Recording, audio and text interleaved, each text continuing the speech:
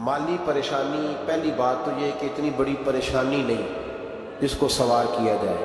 आयत पढ़ूंगा कुरान पाक की और मेरा ख्याल है कि बहुत सारी परेशानियां तो कुरान मजीद के लफ्ज़ों से दूर हो जाएंगी। सूरह हूद है, उसकी आयत नंबर 6 है, 12वें सिपारे की पहली आयत है। क्या अंदाज है और मेरे रब का कितना मन मोह लेने वाला और दिल को छू लेने वाला अंदाज है। रब करीम ने फरमाया वमा मिन दाब्बतिन फिल अर्द, फरमाया नहीं ज़मीन पर कोई भी ऐसा चलने वाला, ज़मीन पर कोई ऐसा नहीं जो चलता हो, इल्ला अलल्लाहि रिज़्कुहा, जिसका रिस्क अल्लाह ने अपने ज़िम्मे न लिया हो। ज़मीन पे कोई चलने वाला ऐसा नहीं जिसके रिस्क की जिम्मेदारी रब करीम की। जिम्मेदारी रिस्क किसकी है?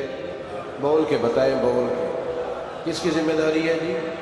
अल्लाह। देखें, गौर फरमाएं, यहाँ मुफस्सिरीन ने एक बात लिखी है इस आयत के तहत कि फरमाया जो ज़मीन पे चलने वाला है उसका रिस्क अल्लाह के ज़िम्मे।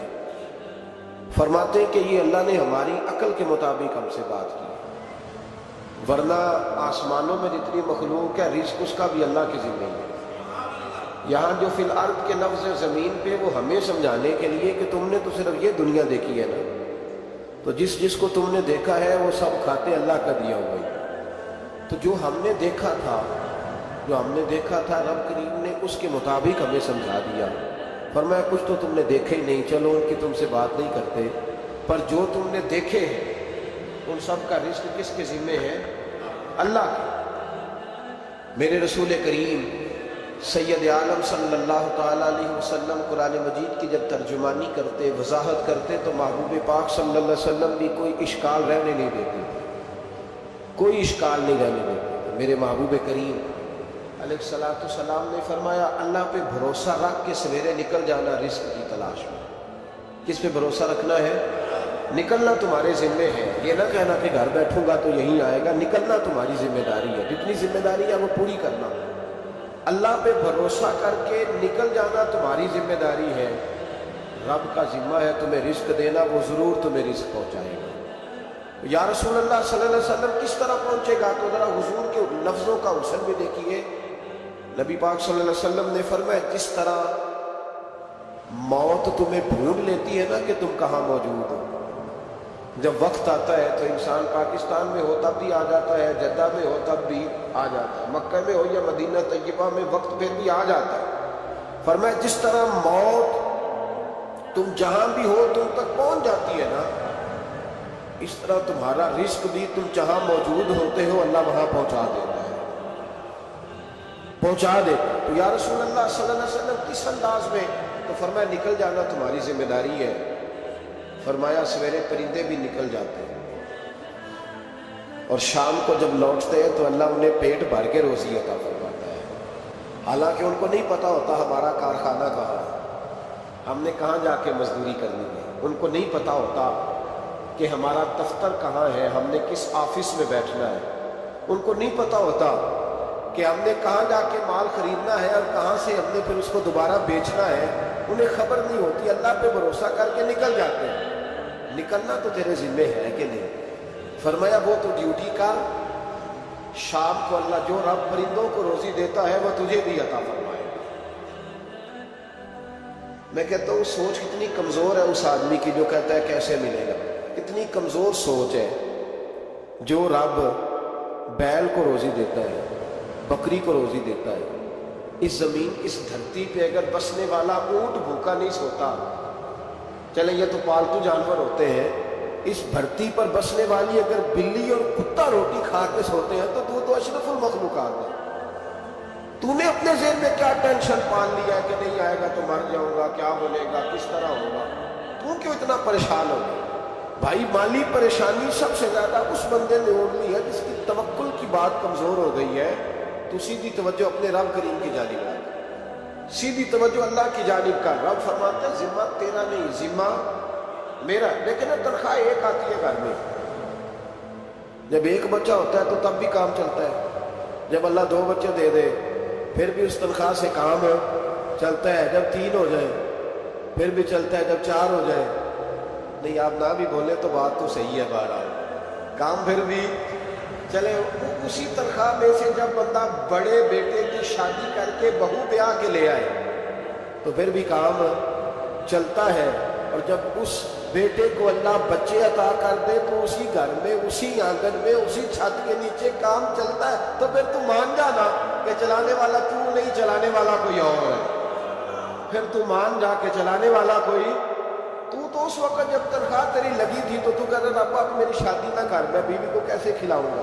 تو وہی شخص ہے جس کی چھت کے نیچے پھر 1.5 درجن پوتے بھی پل گئے اور گزارا ان کا بھی ہو رہا ہے۔ تو رزق کا ذمہ کس کا ہے؟ اللہ کا ذمہ۔ اب ہمیں پتہ ہے پہلی بات تو پریشانی اس لیے اتار دینی چاہیے کہ ذمہ ہمارا ہے ہی نہیں۔ اب دوسری بات یہ کہ ذمہ داری کس کی ہے؟ اللہ حکیم بھی ہے اور علیم بھی ہے، حکیم بھی ہے اور جانتا بھی ہے اور اسے پتہ بھی ہے کہ دینا کس طرح ہے۔ اب ہم پتہ کیا کہتے ہیں؟ کہتے ہیں وہ جو بندہ پجاروں میں بیٹھا ہے وہاں اسے نہیں بیٹھنا چاہیے، وہ میرا حق تھا۔ تجھے زیادہ پتہ ہے کہ اللہ کو؟ بول کے بتا نا، کس کو پتہ زیادہ ہے؟ کیوں جی؟ تو آپ اصل ٹینشن پتہ کب لگتی ہے؟ جب بندے کہتے ہیں نہیں وہ پجاروں میری تھی، میرا حق تھا۔ وہ جب گزرتی ہے نا پاس سے مہران کے تو مہران والا ٹینشن بڑی لیتا ہے، حالانکہ اللہ کو زیادہ پتہ ہے کہ وہ حق۔ ایک بات اپنے ذہن میں یاد رکھ لے، رٹ لے کہ جو میرے لیے بہتر تھا میرے رب نے مجھے دے دیا، تو بات ختم ہو گئی۔ بس وصل اچھا ہے نہ فراق اچھا ہے، یار جس حال میں رکھے وہی حال اچھا ہے۔ بس جو میرے حق میں بہتر تھا میرے رب نے مجھے، مسئلہ یہ ہے کہ تو اس پہ راضی ہونے کو تیار نہیں۔ حضرت علی کرم اللہ تعالیٰ وجہ الکریم نے میرے نبی پاک کی ایک حدیث بیان کی ہے، اور جناب علی جب یہ حدیث بیان کیا کرتے تھے تو حضرت مجاہد فرماتے ہیں یوں لگتا تھا کہ جیسے حضرت علی ہمیں ہر پریشانی سے نکال رہے۔ مولا علی شیر خدا رضی اللہ تعالیٰ عنہ فرماتے ہیں کہ مجھے میرے نبی پاک صلی اللہ علیہ وسلم نے ایک طریقہ دیا تھا ٹینشن فری ہونے کا۔ آپ فرماتے ہیں مجھے تو بڑا راس آیا ہے، تم بھی اگر کر لو گے تو تمہیں بھی فائدہ دے گا۔ اب وہ کیا؟ حضرت علی کہنے لگے محبوب علیہ السلام نے فرمایا تھا لوگوں تم اللہ کے دیے ہوئے تھوڑے رزق پہ راضی ہو جاؤ، وہ تمہاری تھوڑی عبادت سے تم سے راضی ہو جایا کرو۔ بس تم 2 نفل بھی پڑھو گے تو اللہ راضی ہو جائے، تم 1 رکوع بھی سویرے اٹھ کے پڑھو گے تو وہ راضی ہو جائے، وہ تمہارے 313 درود شریف سے راضی ہو جائے گا، تم اس کے دیے ہوئے تھوڑے رزق سے راضی ہو جائے۔ ٹینشن اس لیے ہوتی ہے کہ ہم راضی نہیں جو اس نے ہمیں دیا۔ وہ حال من مزید کی جو دوڑ ہے نا، حال من مزید کی، بے قدرہ تجھ قدر نہ جاتی، کیتی خوب تسلی ہو، دنیا دار پجاری زردے، کتیاں دے گل ٹلی ہو، بک بک روشن اکھیاں تکیوں ویگ حویلی کلی ہو، تے کوچ نصیر اساں جد کیتی پہ جانی تھر تھلی ہو۔ تو یاد رکھیں یہ جو ہے نا مصیبت کے مار با آت کو نگاہ، وہ سامنے والا پلاٹ میرے گھر کے سامنے ہے گھر کے سامنے، پر رجسٹری میرے نام کیوں ہے؟ یہ مصیبت سانس نہیں لینے دیتی۔ موٹر سائیکل کھڑی کرتا ہے نا جب آ کے دکان سے روٹی کھانے آتا ہے، دفتر سے گھر آتا ہے، کاروبار سے آتا ہے، تو جہاں موٹر سائیکل کھڑی کرتا ہے وہ ٹینشن بڑی ہے کہ کبھی میری ہو جائے نا یہ والی جگہ، تو میں یہاں بھی بورڈ لگاؤں اپنے نام۔ اس نے مالی پریشانی پیدا کی۔ تو جس حال میں ہے، کیونکہ تو نے اپنا یہ حال خود نہیں بنایا، جس نے بنایا ہے وہ بڑا بہتر جانتا تھا کہ تو اسی حال میں اسے اچھا لگتا ہے۔ تو اسے اسی حال میں، ایک بزرگ تھے تو ان کی طبیعت بڑی علیل ہو گئی، بیمار ہو گئے، تو اللہ نے آزمائش کی تو کیڑے پڑ گئے وجود میں۔ ایک کیڑا یہاں سے کھا رہا تھا، اللہ والے بڑے راضی رہتے ہیں اس کی رضا پہ، تو کیڑا یہاں کھا رہا تھا تو نیچے گر گیا، تو بابا جی نے اٹھا کے پھر وہاں رکھ لیا، کہنے لگے جب اس نے تیری ڈیوٹی مجھے کھانے کی لگائی ہے تو میں اس بات پہ راضی ہوں تو نیچے کیوں گرتا ہے؟ بٹ ٹھیک ہے کھا، جب اس نے تجھے ڈیوٹی جو تیری لگائی۔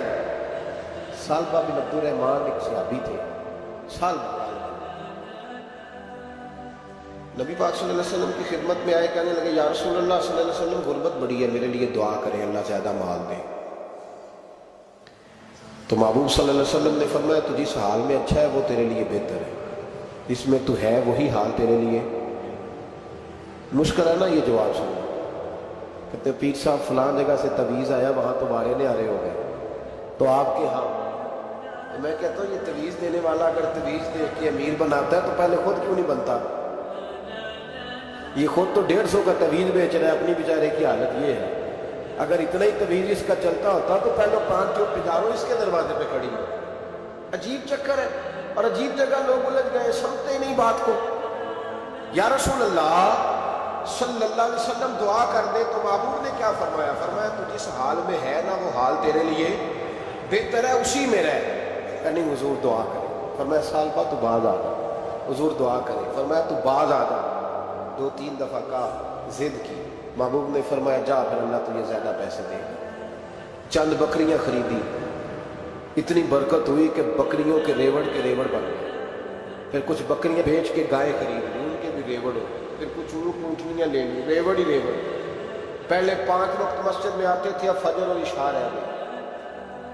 پھر مال زیادہ ہوا تو مدینے شہر میں کوئی جگہ ہی نہیں، مدینے سے باہر حویلی خریدی، پھر جمعہ ہی رہ گیا۔ جمعے کے جمعے آتے، زکوٰۃ کا حکم آیا۔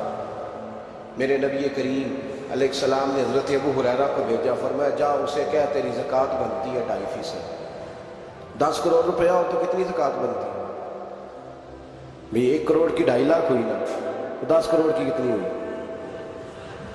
تو بڑی مصیبت ہے جب بینک سے میسج آتا ہے نا کہ 25 لاکھ نکل گیا تیرے اکاؤنٹ سے۔ بہت بڑی مصیبت، بڑی ٹینشن ہوتی ہے۔ ایک صاحب میرے پاس آئے، ان کی زمین اچانک مہنگی ہو گئی۔ اچانک پہلے کچھ 15-16 لاکھ کی ایکڑ زمین تھی، پھر وہ کروڑ کی ہو گئی۔ تو میرے پاس آئے، کہنے لگے وہ 10 کروڑ روپے بنتے ہیں تو زکوٰۃ، تو میں نے کہا آپ نے کیا کیا؟ ساری زمین پہ عشر آتا ہے، اس پہ زکوٰۃ نہیں آتی، تو آپ نے کیا کیا؟ کہنے لگے وہ کچھ سوسائٹی کے رول کے مطابق میں نے فائلیں وغیرہ لے لی ہے، اب میں نا کبھی موقع آئے گا تو ان کو بیچوں گا۔ تو میں نے کہا اب تو آپ کا یہ مال ہو گیا بزنس کا، اب تو اس پہ زکوٰۃ آئے گی۔ 10 کروڑ پہ جب 25 لاکھ سنا تو کہنے لگے فوراً دینی پڑتی ہے کہ تھوڑی تھوڑی سے بھی کام چل جاتا ہے؟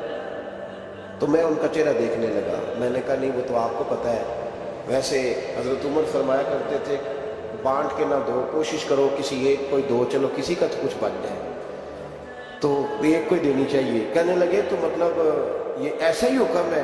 میں نے کہا آپ کسی اور سے تحقیق کر لیں۔ اب یہ بھائی لیتے وقت نہیں تجھے ٹینشن ہوئی کہ 15 لاکھ کا کروڑ ہو گیا، تو اس وقت کبھی تو نے کہا کہ یا اللہ، تو یہ کیسی سوچ ہے مسلمان؟ کس طرح کا اس کا؟ ہمارے یہاں جب کسی آدمی پہ حالات خراب ہوتے ہیں نا تو سب سے پہلے وہ اس طرح کرتا ہے کہ جو میں کہیں اللہ کے راستے میں دیتا ہوں پہلے اسے بند کروں۔ جس راستے تجھے آ رہا تھا پہلے تو نے وہ راستہ بلاک کیا۔ حضرت اسماء بنت ابی بکر صدیق کہتی ہے میں حضور کو مسجد کے لیے، ادارے کے لیے، صحابہ صفحہ کے لیے کچھ دے رہی تھی، تو میں نے گننا شروع کیا تو حضور مسکرانے لگے۔ حضور مسکراتے کیوں ہیں؟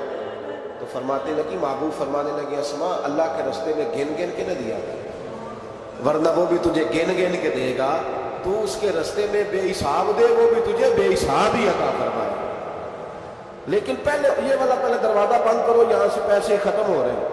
تو اس طرح کرنا بھائی، اس دفعہ سور ذرا گرمیوں والے نہ خرید، لیکن جو تو اللہ کے راستے میں دے رہا ہے اسے دیتا رہے، لیکن ہم اپنا نقصان کرتے، زیادتی کرتے اپنے ساتھ۔ میں نے آپ کو پہلے بھی بتایا تھا پیار کی بولی ہے، پھر بولتا ہوں۔ ایک بڑے بڑے پیار والے دوست ہیں، ایک دفعہ مجھے کہنے لگے کہ آپ کئی دفعہ اعلان کرتے ہیں تو مجھے اچھا نہیں لگتا، اور آپ ادارہ بھی بہت زیادہ بننے والا ہے، بڑی چیزیں میں دیکھتا ہوں جو ہو تو بڑا نظام اچھا ہو جائے، آپ دعا کریں اللہ مجھے پیسے دے تو میں بڑے سارے خرچ کروں اس کے راستے۔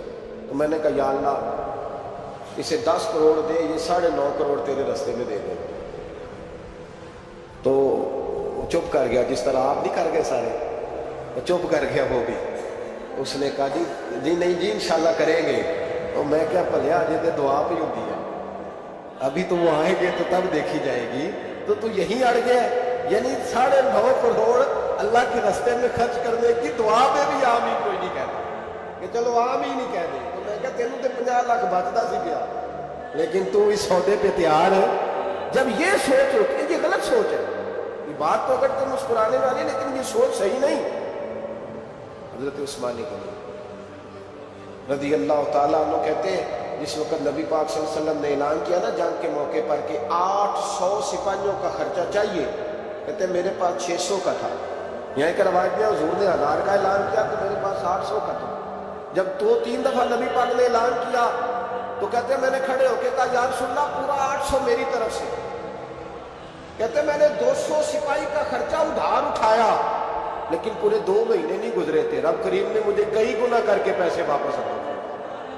پر بات تو یہ ہے کہ تیری وہاں لو لگی ہو، تو تجارت کرتا ہے ان لوگوں کے ساتھ جو کیا دے سکتے۔ تو سالبہ کے پاس حضور نے پیغام بھیجا، پہلے تو کہا تیرے لیے بہتر نہیں مال، جب اصرار کیا تو بڑی برکت ہو گئی، بڑا آیا تو فرمایا زکوٰۃ دے، 2.5 زکوٰۃ ہے۔ جب سوچا کہ 5 اونٹوں پہ ایک بکری جائے گی اور بڑا سارا مجھے دینا پڑے گا، اب جب غور کیا تو یہ تو نہ کہا کہ میں نہیں دیتا۔ حضرت ابو ہریرہ سے کہنے لگے نبی کریم علیہ السلام کی خدمت میں عرض کرنا کہ میں خود آؤں گا۔ حضرت ابو ہریرہ نے آ کے عرض کی یا رسول اللہ صلی اللہ تعالی علیہ وسلم، حضور وہ کہتے تھے میں خود آؤں گا، تو کہتے ہیں محبوب نے ٹھنڈی سانس لی، فرمایا اسے کہا تھا کہ تیرے لیے مال بہتر نہیں، اب ہلاک ہو گیا، ہائے افسوس ہلاک ہو گیا۔ ان کو بھی تھوڑی دیر کے بعد احساس ہوا کہ یہ میں نے کیا کیا، نبی پاک کو کہہ دیا نہیں ہے، حضور کو کہہ دیا بعد میں آؤں گا۔ اب دوڑے آئے، عرض کی حضور میں سارا کچھ لے کے آئے، قبول کر لیں۔ محبوب نے فرمایا گویا بلال حبشی کی خشک کھجور بھی قبول ہے، اور صہیب رومی ایک اٹی بان کی لائے تو وہ بھی قبول ہے، اور عمار بن یاسر اور مصعب بن عمیر اگر 2 دینار دے جائیں اور کوئی پرانا جوڑا کسی سپاہی کے لیے چھوڑ جائے تو وہ بھی قبول ہے، لیکن تو اپنا لاکھوں لے کے چلا جا، تیرا کوئی نہیں قبول، معاف کر دے۔ فرمایا جا معاف کیا، پر پیسے لے کے نہ آنا۔ اگلے سال پھر آئے، بندے ہوئے ہاتھ ہیں، محبوبہ میں دولت کا کیا کروں، آگ لگانی ہے، قبول کر لے۔ فرمایا تو لے جا، تیرا نہیں قبول، گرا جو ان کی نگاہ سے وہ سنبھل نہیں سکتا۔ حضور نے وصال ظاہری کیا تو جناب صدیق اکبر کے پاس آئے، لاکھوں کا مال، ابو بکر قبول کر لو، تو جناب صدیق اکبر کہنے لگے اس کا کر لو جس کا نبی نے نہیں کیا، چل جا کوئی نہیں چاہیے۔ حضرت عمر کے زمانے میں قحط پڑ گیا، بارشیں نہیں ہوتی، غلہ نہیں ملتا، حالات خراب ہے، مالی طور پہ بحران آ گیا، غربتیں، مجبوریاں، تکلیفیں، آ کے روئے، عمر میرا قبول کر لو، مجھے معافی تو مل گئی تھی نا۔ فرمایا معافی اپنی جگہ پہ، اور جس کا مصطفیٰ نے قبول نہیں کیا۔ بہت سارے لوگوں کو پتہ ہی نہیں کہ ان کا قبول ہی نہیں ہوا، اور وہ الجھے ہوئے، انہیں خبر ہی نہیں کہ اصل بات کیا ہے۔ فرمایا جس کا مصطفیٰ کریم نے قبول نہیں کیا، اب ہیرے اور جواہرات بھی لے کے آئے تو بھوکے مریں گے، پر اس کا قبول، اس بات پہ راضی رہو، اس حال میں اللہ نے رکھا ہوا، اس حال میں راضی رہو۔ جو مصیبت ہے نا دیکھنی کہ وہ بھی میرے پاس، تمہیں کیا پتا، کبھی پوچھ تو صحیح اس سے وہ کس مصیبت کا شکار ہے، جو مالی طور پہ بڑا امیر ہے، تو اس کی طرف دیکھ کے اپنا دل برا کرتا ہے۔ بس جس حال میں رب نے رکھا ہے اس حال میں رہ۔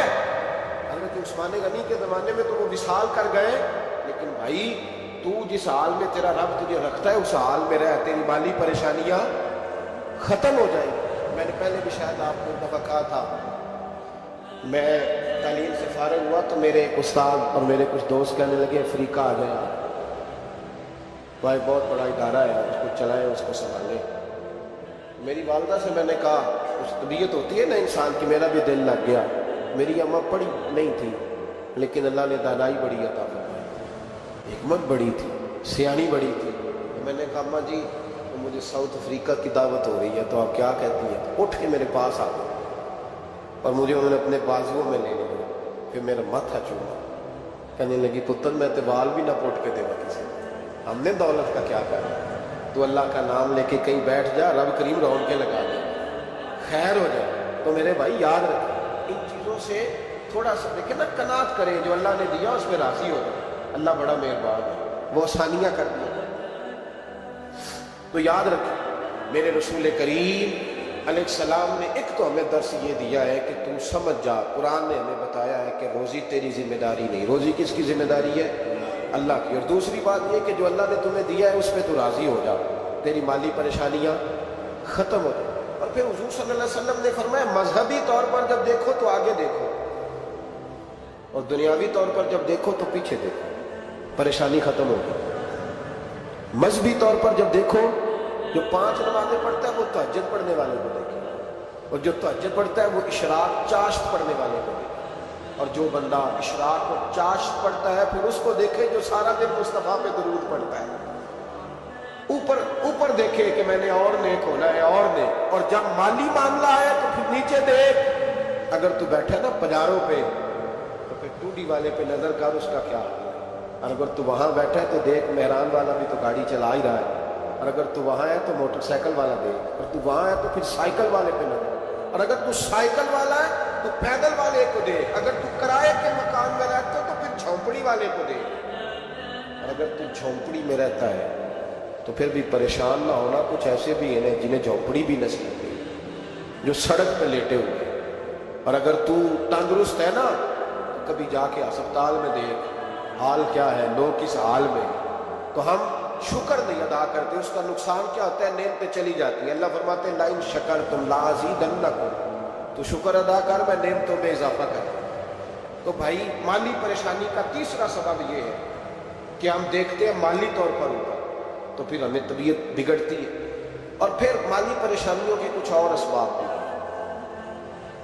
इमाम शाफी फरमाते हैं जिन घरों में लोग फजर की नमाज के वक्त सोए होते हैं उन घरों में रिस्क नहीं आता।